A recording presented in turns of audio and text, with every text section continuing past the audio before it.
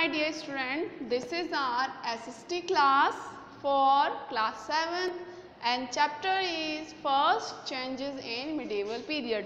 Chapter going on होते हुए काफ़ी टाइम हो चुका है. नाउ आई थिंक हम लोगों को इसे कंप्लीट कर लेना चाहिए. मैंने आपको एक PDF भी भेजी थी, उसमें आपको क्वेश्चंस के आंसर्स देने थे और अभी तक किसी का रिप्लाई भी नहीं आया है कि बच्चों ने किया है या नहीं किया है. तो चैप्टर हम लोग स्टार्ट कर रहे हैं. पेज नंबर 12 से हम लोग चैप्टर स्टार्ट करते हैं. टॉपिक जो हमारा चल रहा था वो था new social and political groups, कि मिडिवल पीरियड में कौन कौन से सोशल ग्रुप्स और पॉलिटिकल ग्रुप्स आए थे. तो हम लोगों का जो फर्स्ट पैराग्राफ हमने पढ़ लिया कि जो सोशल और पॉलिटिकल ग्रुप्स आए थे वो आए थे राजपूत आए थे, ठीक है. और कौन कौन से आए थे? जाट, सिख, मराठास, अहोम और कायस्थ. ये सब क्या थे? सोशल और पॉलिटिकल ग्रुप्स थे. तो कौन कौन से आए थे? राजपूत, ठीक है, Marathas, Sikhs, Ahom, Jats and Kayastha.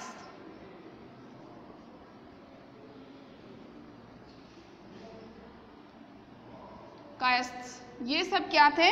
Political groups थे, या ये मिडिवल पीरियड में नए सोशल और पॉलिटिकल ग्रुप्स थे जिनका इमर्ज हुआ था और ये रूलर भी बने थे, ये राजपूत वगैरह, मराठा, सिख्स. अब हम पढ़ते हैं इसके सेकंड पैराग्राफ कि ये तो ग्रुप्स आ गए, इसके अलावा ऑक्यूपेशन में क्या क्या चेंजेस आए ड्यूरिंग मिडिवल पीरियड. ओके, तो पेज नंबर 12 निकालना है हमें and from second paragraph we will start.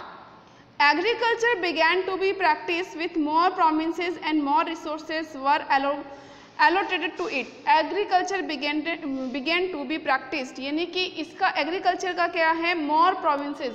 more provinces का मतलब कि एग्रीकल्चर का जो रिवाज है, ये एग्रीकल्चर की जो प्रथा थी वो अब और ज़्यादा इम्पॉर्टेंट होने लगी. एंड more resources, और अब एग्रीकल्चर के लिए ज़्यादा रिसोर्सेज क्या होने लगे? एलोटेड होने लगे, ज़्यादा रिसोर्सेज का यूज़ होने लगा. People began to settle down on lands. Ancient time में पहले लोग क्या है, एक जगह सेटल डाउन नहीं होते थे, वो एक जगह एग्रीकल्चर करते, फिर वहाँ की जब और वहाँ से वो शिफ्ट होकर के दूसरी जगह चले जाते और वहाँ एग्रीकल्चर करते थे. लेकिन जब एग्रीकल्चर एक इमेंस लैंड पर यानी कि बड़ी लैंड पर की जाने लगी या उसके लिए जो रिसोर्सेज का ज़्यादा यूज़ होने लगा तो लोगों ने एक जगह सेटल होना शुरू कर दिया एंड बिकेम लैंड ऑनर्स. और जब वो उस ज़मीन पर रहने लगे, सेटल होने लगे, तो वो क्या बन गए? लैंड ऑनर्स बन गए. A social dividing among people began to appear. अब क्या होने लगा? सोशल डिवाइडिंग, यानी कि समाज जो है वो बंटने लगा. कैसे? वो समाज जो है जाति में बंटने लगा. People with better occupation and resources began to differentiate themselves. और लोगों ने अपने आप को डिफरेंटिएट किया, यानी कि लोगों ने अपने आप को अलग किया. मतलब डिवीज़न कैसे होने लगा सोसाइटी में? On the basis of better occupation and resources, यानी कि जिसके पास में अच्छा ऑक्यूपेशन था, ठीक है, और जिसके पास में अच्छे रिसोर्सेज थे तो वो तो सोसाइटी की अपर क्लास कहलाई, और जिनके पास में अच्छा ऑक्यूपेशन नहीं था या रिसोर्सेज नहीं थे तो वो क्या कहलाई? लोअर क्लास कहलाई. तो इस तरीके से ऑक्यूपेशन के बेस पर और रिसोर्सेज के बेस पर जो सोसाइटी है उसका डिवीज़न होने लगा और इनके बीच में डिफरेंटिएट आने लगा, डिफरेंट आने लगा अपर कास्ट और लोअर कास्ट का. This led to the creation of sub caste और जातीज. और इनसे जब समाज बंटने लगा, जब सोसाइटी में डिवीज़न आने लगा तो इससे क्या होने लगा? सब कास्ट का क्रिएशन होने लगा, यानी कि अब जाति का इमर्ज होने लगा. तो हमने पढ़ा मिडिवल पीरियड में जो पॉलिटिकल और सोशल ग्रुप्स आए वो ये थे: Rajput, Marathas and the Sikhs, Ahom, Jats and Kshatriyas. These were the new social groups. Okay, और इसके अलावा पॉलिटिकल ग्रुप्स, ये क्या थे? न्यू पॉलिटिकल ग्रुप्स है. और सोशल ग्रुप्स में हमने ये पढ़ा कि जो सोसाइटी है वो डिवाइड होने लगी on the basis of occupation and resources. Okay, और एग्रीकल्चर क्या होने लगा? एक वास्ट फॉर्म में होने लगा, बड़े एरिया में होने लगा। Now people become land owners, अब वो लोग क्या बनने लगे, लैंड ओनर्स बनने लगे। बिकॉज बिफोर मिडिवल पीरियड लोग जो थे वो एक जगह सेटल डाउन नहीं होते थे। Okay, they change their land, वो अपने लैंड को चेंज करते रहते थे एंड कल्टिवेटेड, और वहीं पर ही वो क्या करते थे, खेती करते थे। But in medieval period they started to settle over one place, और वो एक ही जगह पर क्या होने लगे, सेटल ओवर होने लगे।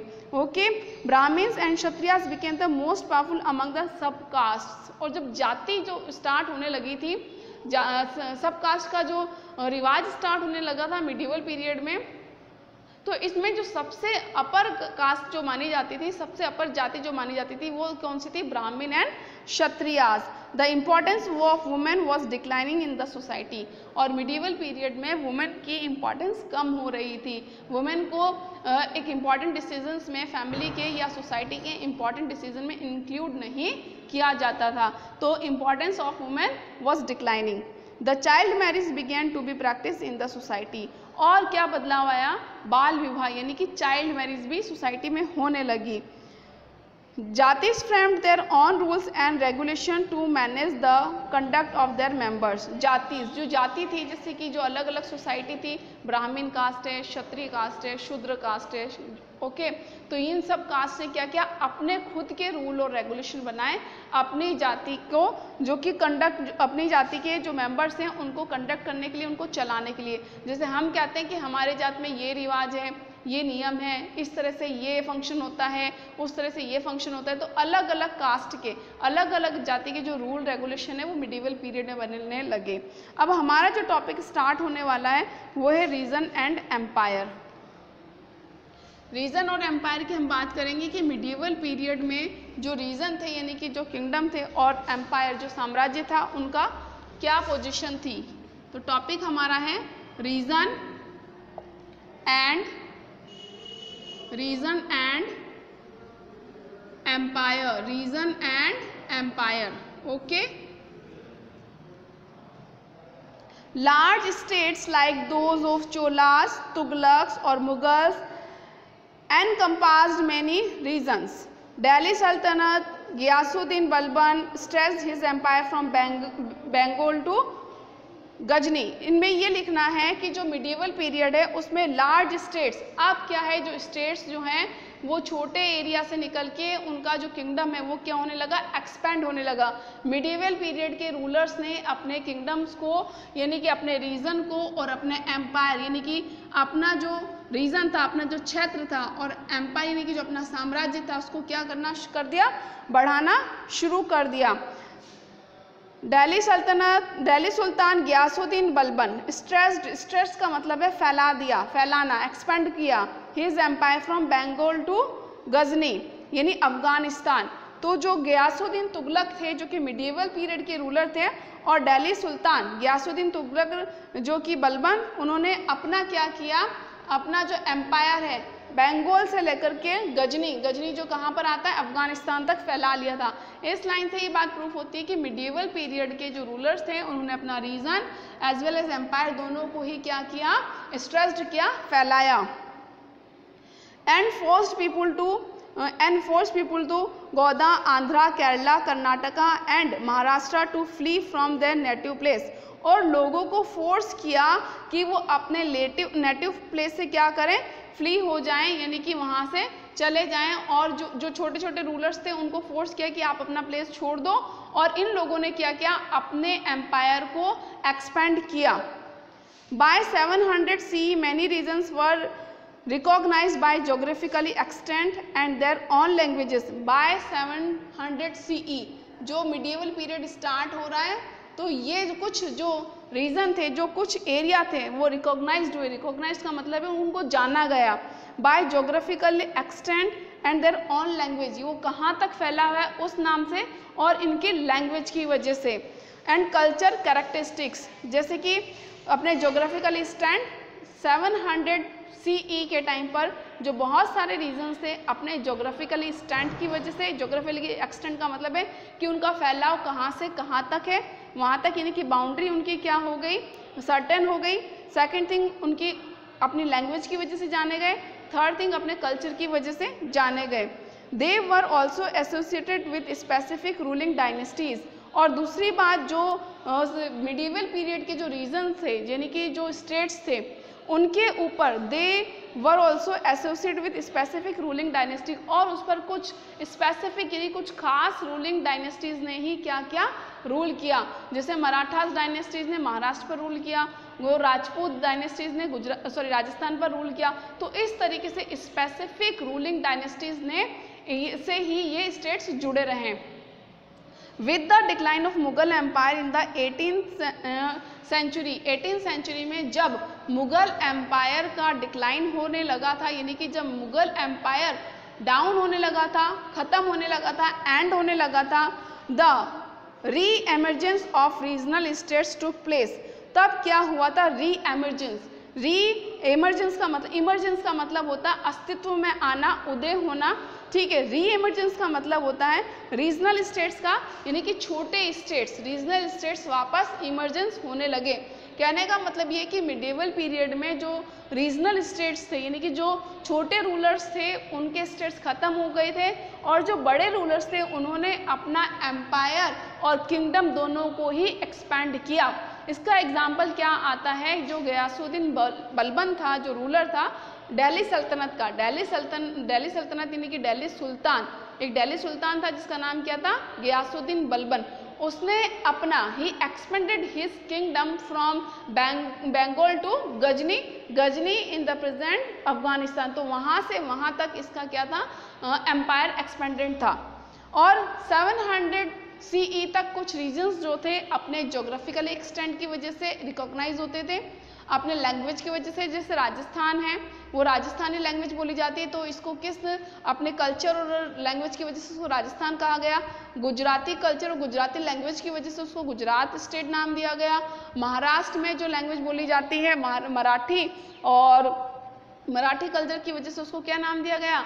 महाराष्ट्र नाम दिया गया। तो इस तरीके से अपने लैंग्वेज और अपने कल्चर और अपने जोग्राफिकली एक्सटेंट की वजह से रीजन्स को जाना गया। Old and new religions. अब हम बात करते हैं कि मिडिवल पीरियड में नए और पुराने रिलीजन की, यानी कि धर्म की, कि पुराने रिलीजन का क्या हुआ, क्या वो और बढ़े, और मिडिवल पीरियड में कौन कौन से नए रिलीजन आए। ओल्ड एंड न्यू रिलीजन, पुराने और नए धर्म, यानी मिडिवल पीरियड में कौन कौन से नए धर्म इंडिया में आए। हम इंडिया की बात करेंगे। The medieval period witnessed significant changes and development in religious trends and tradition. Medieval period, इस लाइन का मतलब ये है कि जो मिडिवल पीरियड है उसमें बहुत सारे सिग्निफिकेंट चेंजेस यानी कि बहुत इंपॉर्टेंट चेंजेस भी आए और डेवलपमेंट भी आया। रिलीजियस ट्रेंड्स यानी कि जो धार्मिक ट्रेंड्स था, जो धार्मिक रीति रिवाज थे, उसमें कुछ चेंजेस भी आए और कुछ डेवलपमेंट भी हुए in medieval period. Religious belief had big impact on the functioning of a society. सही बात है, किसी भी समाज को चलाने में या फंक्शनिंग करने में तो रिलीजियस बिलीफ का यानी कि धार्मिक आस्थाओं का बहुत बड़ा रोल होता है। ठीक है, तो religious belief had a big impact. Impact का मतलब होता है प्रभाव होना, इफेक्ट होना। तो रिलीजियस जो बिलीफ होते हैं या जो रिलीजियस हमारी आस्था होती है तो उसका किसी भी सोसाइटी को फंक्शन करना, किसी भी सोसाइटी को चलाने में, किसी भी सोसाइटी को कंडक्ट करने में बहुत बड़ा रोल होता है। And affected day to day lives of people. और रिलीजियस बिलीव हमारी लाइफ को भी इफेक्ट करता है। करता है या नहीं करता है? कि हम लोग देखते हैं कि धार्मिक नियमों पे चलते हैं तो हम लोग सोचते हैं कि हमारी जो डे टू डे लाइफ है वो बहुत ही डिसिप्लिन होती है। ठीक है, हर धर्म कोई ना कोई डिसिप्लिन सिखाता है। तो सोसाइटी को चलाने में भी जो रिलीजियस नियम हम लोग इंक्लूड करते हैं हमारी सोसाइटी में, वो भी हम किस लिए चलाते हैं कि हमारी जो सोसाइटी है वो क्या हो, एक अच्छे शेप में हो और वो बिल्कुल राइट पाथ पर चले। और इस रिलीजियस बिलीफ का यानी कि जो हमारी आस्था है, जो विश्वास है, ये जो रिलीजियस रूल है, ये इसका इफेक्ट भी हमारी डे टू डे लाइफ पर पड़ता है। It was during this period that important changes happened in Hinduism. यानी कि जो हिंदुइज्म धर्म था, हिंदू जो रिलीजन था, हिंदू रिलीजन जो था बेटा इस रिलीजन में मिडिवल पीरियड में काफ़ी चेंजेस आए। अब क्या क्या चेंजेस आए? यस, वी विल रीड, हम पढ़ेंगे क्या क्या चेंजेस आए। It was during this period that important changes happened in Hinduism. Medieval period में हिंदुइज्म में यानी हिंदू धर्म में काफ़ी चेंजेस आए। These included the worship of new deities, यानी कि डिआइटीज का मतलब होता है देवी देवताएं, god and goddess.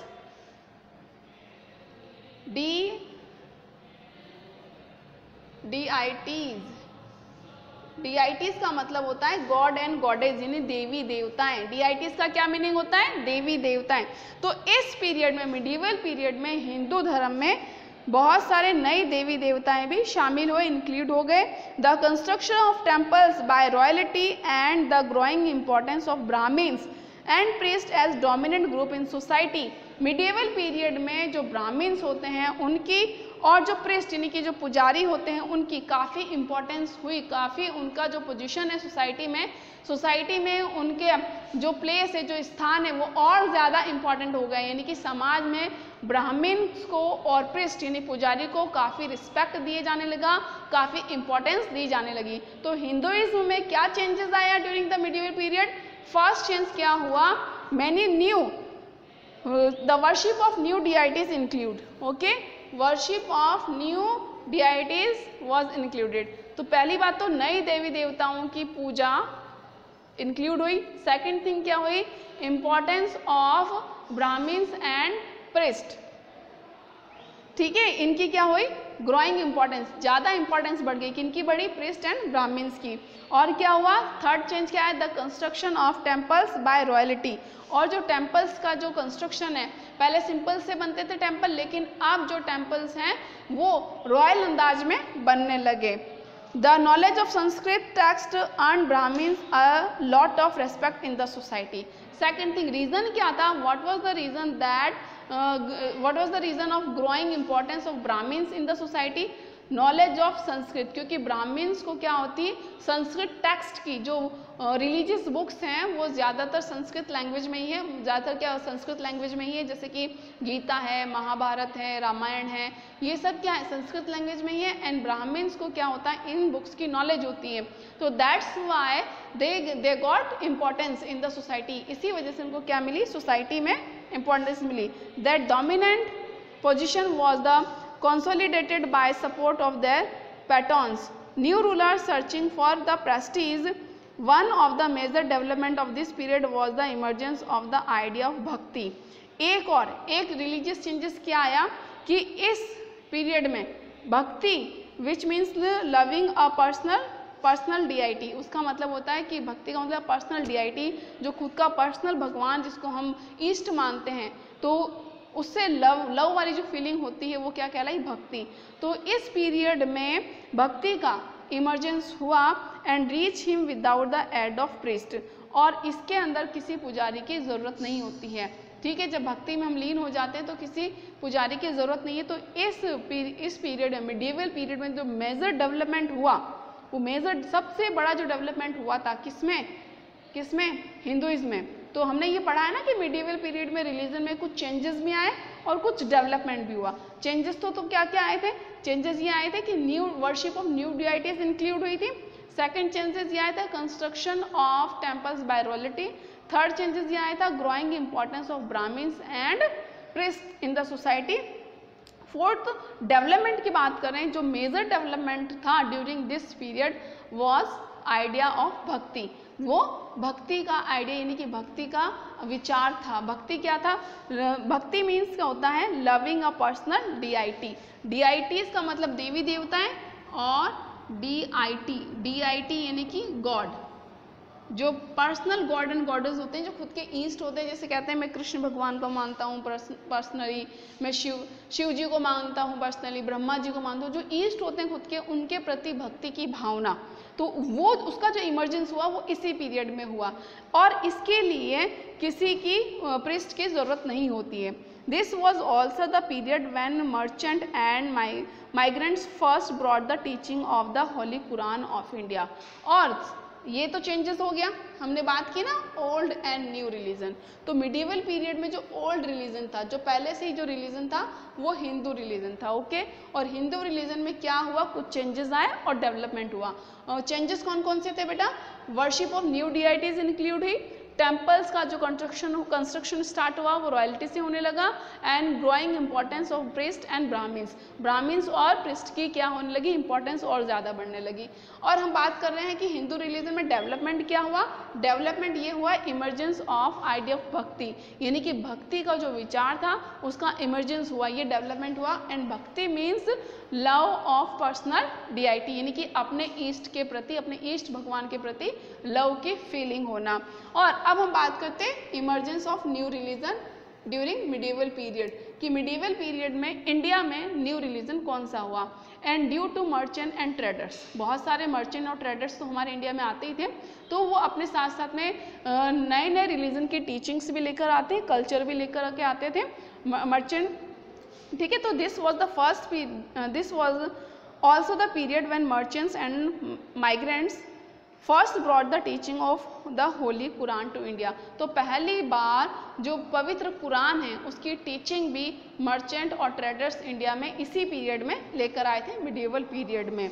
Many rulers were patrons of the Islam and the ulema, बहुत सारे मिडिवल पीरियड के ऐसे रूलर्स रहे हैं जो पैट्रन्स का मतलब होता है संरक्षक, यानी कि उसके प्रोटेक्टर, इस्लाम को प्रमोट किया उन रूलर्स ने। एंड उलेमास का मतलब होता है who has great knowledge about Islam, जैसे प्रिस्ट वगैरह होते हैं वैसे ही बहुत सारे ऐसे रूलर्स हुए ड्यूरिंग द मिडिवल पीरियड जिन्होंने इस्लाम को पैटर्न किया, यानी कि उनको प्रमोट किया और संरक्षण दिया, और उलेमास को भी। Learn theologian and the jurist, and like Hinduism Islam was interpreted in a variety of ways bye it's followers, इसका मतलब ये कि लाइक हिंदुइज्म की तरह ही इस्लाम वॉज इंटरप्रेटेड का मतलब होता है एक्सप्लेन करना, ठीक है। तो इस्लाम को भी इंटरप्रेटेड किया गया इन वेराइटी ऑफ वेज, अलग अलग तरीके से बाय इट्स फॉलोअर्स, जैसे ही हिंदू धर्म को इसके फॉलोअर्स अलग अलग तरीके से इंटरप्रेटेड करते हैं, समझाते हैं, एक्सप्लेन करते हैं, उसी तरह ही इस्लाम को भी उसके फॉलोअर्स ने अलग अलग वैरायटी ऑफ वेज, यानी कि अलग अलग तरीके से इसको एक्सप्लेन किया। ओके, बात समझ में आ रही है। तो हमने जो टॉपिक पढ़ा वो पढ़ा था old and new religion. Old religion में हमने पढ़ा हिंदू रिलीजन में क्या क्या चेंजेस आए and what development took place in Hindu religion, and new religion कौन सा इमर्ज हुआ था during the medieval period. Okay, now our last topic is historical period. अब हमारा इस चैप्टर का जो लास्ट टॉपिक है वो क्या है, historical period. Last topic is historical period.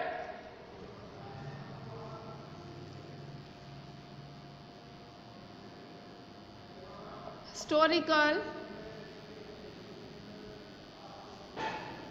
Period, okay. Historical period के लिए हम लोग स्टार्ट करेंगे, पेज नंबर 13 पर है last topic. Historical do not see time just a passing of hours. Historical period, historians जो होते हैं, यानी कि जो इतिहासकार होते हैं, हिस्टोरियंस मीन्स जो पास्ट को कंस्ट्रक्ट करते हैं, हिस्ट्री के बारे में लिखते हैं, एंड जो हमें हिस्ट्री की नॉलेज प्रोवाइड करवाते हैं। Historians do not see time just as a passing of hours, वो टाइम को सिर्फ ऐसे नहीं देखते कि हमें सिर्फ घंटों को पास करना है या उसको गुजारना है, डेज और ईयर्स, एज अ क्लॉक और a calendar. The study of time, वो टाइम की स्टडी करते हैं। The study of time is made somewhat easier by dividing the past into large the segment, ठीक है। वो टाइम की जब स्टडी करते हैं तो वो किस तरह से स्टडी करते हैं, इज मेड somewhat easier, कि वो टाइम को इतना ईजी बना देते हैं by dividing past into large segment, यानी कि पास्ट को वो लार्ज सेगमेंट में डिवाइड कर देते हैं। जैसे कोई पीरियड होता है उसको क्या कर देते हैं, डिवाइड कर, जैसे हमारा जो हिस्ट्री है वो डिवाइड हो गई है इंडियन हिस्ट्री, एंशिएंट हिस्ट्री में, मिडिवल हिस्ट्री में, और किस में, मॉडर्न हिस्ट्री में। तो इस तरीके से जो हिस्ट्री का पीरियड है वो 3 पीरियड्स में डिवाइड हो गया ना, ancient period, medieval period and modern period. तो हिस्टोरियंस क्या करते हैं, पीरियड को डिवाइड कर देते हैं पीरियड्स, ठीक है। द पॉजेस शेयर कैरेक्टरिस्टिक्स, और इनमें अपने कुछ कैरेक्टरिस्टिक्स होते हैं, यानी कि अपनी कुछ खासियत होती है। जैसे हम एंशिएंट पीरियड की बात करेंगे तो उसकी कुछ सम कैरेक्टरिस्टिक्स अलग होंगी, मिडिवल पीरियड की कैरेक्टरिस्टिक्स अलग होगी। कैरेक्टरिस्टिक्स का मतलब हो गया कि मिडिवल पीरियड में रूलर्स किस टाइप के थे, ठीक है, और वो किस तरह से रूल करते थे, लाइफस्टाइल कैसी थी लोगों की, ऑक्यूपेशन कैसा था, एंशिएंट टाइम में रूलर्स कैसे थे, कौन कौन से रूलर्स थे और किस टाइप का ऑक्यूपेशन था, ये सब कैरेक्टरिस्टिक्स होती हैं। In the middle of the 19th century, British historian divided the history of India into 3 period. कहने का मतलब है कि middle of 19th century, कि 19th century का जो middle था, ठीक है,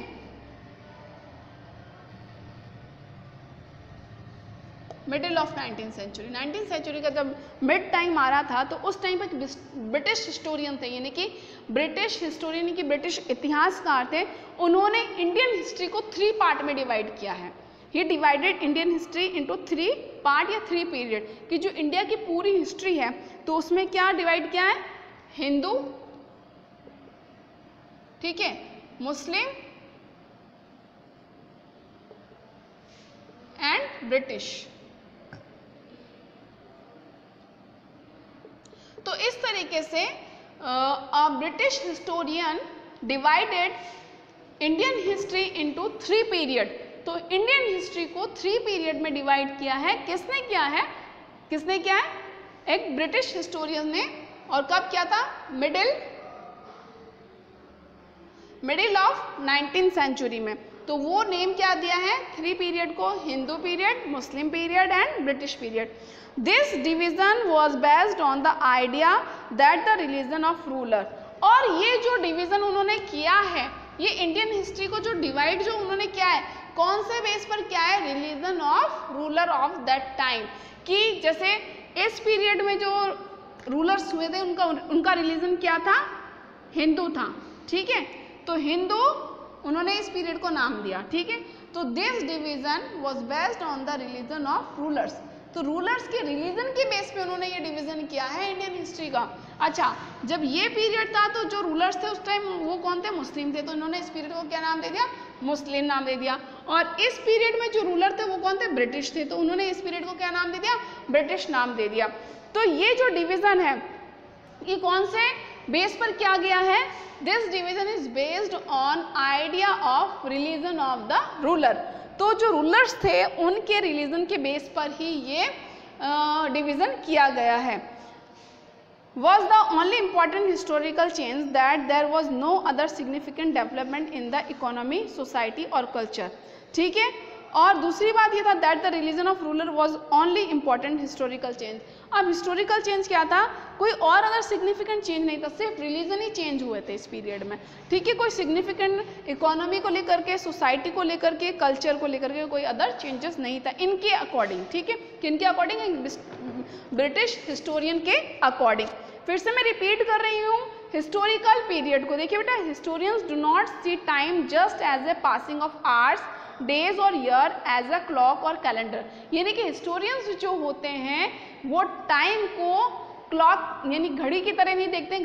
घड़ी क्या बताती है, घंटे बताती है, और डेज और ईयर कौन बताता है, कैलेंडर बताता है। यानी कि वो टाइम को कैसे नहीं देखते, कैलेंडर और घड़ी की तरह नहीं देखते, जैसे कि हम देखते हैं कि आज क्या टाइम चल रहा है, अभी क्या टाइम चल रहा है, तो वो इस तरह से नहीं देखेंगे आज क्या डे है, नहीं, वो इसको एक पीरियड का नाम देंगे कि ये जो ईयर है 2020 जो ईयर है हमारे कैलेंडर में तो ये 2020 कहलाएगा, लेकिन वो पर्टिकुलर इस पीरियड को क्या दे देंगे बेटा, कोई नाम दे देंगे, ठीक है।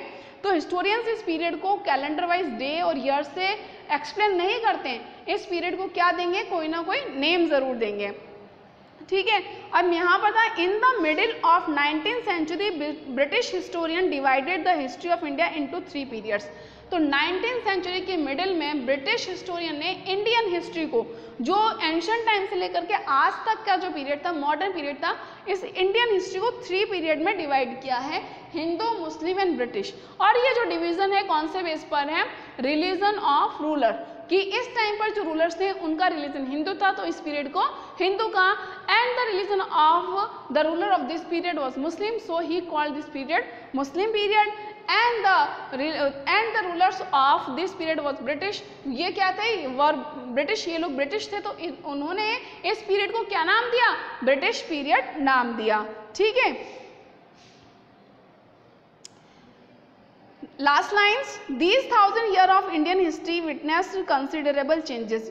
these 1000 year of Indian history, in Indian history के इन हजारों सालों में जो इंडिया का इतिहास जो हुआ है, इंडिया के हिस्ट्री में इन हजारों सालों में कंसिडरेबल चेंजेस, बहुत सारे चेंजेस आए हैं। ठीक है, the medieval period is often constructed with the modern period. जो मीडियल कॉन्ट्रास्ट, जो मीडिएवल पीरियड है, क्या है, जो मीडिएवल पीरियड है, the medieval period is often construct with the modern period, की जो मीडिएवल पीरियड है वो हमेशा मॉडर्न पीरियड का क्या रहा है, विपरीत रहा है। Several development in this period contribute in the information of better societies with better living condition for many people। several development in this period, medieval period में क्या हुआ है, बहुत सारे डेवलपमेंट हुए हैं। तो several developments took place in this period, बहुत सारे डेवलपमेंट इस पीरियड में हुए हैं, which help to construct society, better society। और इन डेवलपमेंट्स में जो डेवलपमेंट्स हुए थे, जैसे पर्शियन व्हील का हुआ था, इरिगेशन व्हील का हुआ था, ये जो डेवलपमेंट हुए हैं, इन डेवलपमेंट ने बेटर सोसाइटी को कंस्ट्रक्ट करने में, यानी कि बेटर सोसाइटी को बनाने में हेल्प की है, एंड बेटर लिविंग कंडीशन। और साथ ही इन डेवलपमेंट से क्या हुआ है, हमारी लिविंग कंडीशन में भी इम्प्रूवमेंट आया है ऑफ मैनी पीपल, यानी कि बहुत से लोगों के लाइफस्टाइल में चेंजेस आया है। तो हमारा जो चैप्टर है वो कंप्लीट हो चुका है। In our next video we will solve exercise of this chapter. तो हमने मिडिएवल पीरियड में क्या पढ़ा था, मीनिंग ऑफ मिडिएवल पीरियड पढ़ा हमने, कि मिडिएवल पीरियड किससे कहते हैं। सेकेंड थिंग हमने ये पढ़ी कि मिडिएवल पीरियड कब से कब तक स्टार्ट हुआ था। ठीक है, 700 to 1700 तक स्टार्ट था। मिडिएवल पीरियड को कितने पार्ट में बांटा गया था, 2 मिडिएवल पीरियड में, अर्ली मिडिएवल और लेटर मिडिएवल पीरियड में। उसके बाद में हमने ये पढ़ा कि मिडिएवल पीरियड में जो इन्वेजन्स हुए थे, उन्होंने भारत को हिंदुस्तान क्यों कहा। ठीक है, आफ्टर दैट हमने ये भी पढ़ा कि जो हिस्टोरियंस होते हैं उनके सोर्सेस कौन से होते हैं। And to know about the history of medieval period there were 2 main sources, archaeological and literary sources. Archaeological sources में हमने ये पढ़ा कि जो बिल्डिंग्स होती हैं, मॉन्यूमेंट्स होते हैं, उनको हम आर्कियोलॉजिकल सोर्सेस में इंक्लूड करते हैं, like palace, forts, coins. Okay, ये सब क्या है, आर्कियोलॉजिकल सोर्स है। इन आर्कियोलॉजिकल सोर्स में हमने क्या पढ़ा, कॉइन्स के बारे में पढ़ा एंड इंस्क्रिप्शंस के बारे में पढ़ा। लिटरेरी सोर्स किसे कहते हैं, रिटन रिकॉर्ड्स को हम लोग लिटरेरी सोर्सेस कहते हैं। लिटरेरी सोर्सेस 2 टाइप्स के होते हैं, religious and non religious. Literary source में हमने पढ़ा biography, sorry autobiography and chronicles.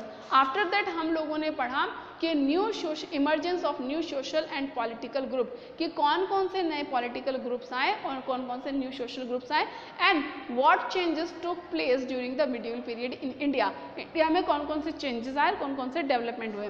Development में हमने पढ़ा था कि पर्शियन व्हील और इरिगेशन व्हील का इन्वेंशन हुआ, और many changes in food and beverage. Beverage और फूड में भी बहुत सारे चेंजेस आए थे। फूड में पोटैटोज़ का यूज़ होने लगा, कॉर्न का यूज़ होने लगा, बिवरेज में टी कॉफ़ी यूज़ में आने लगी।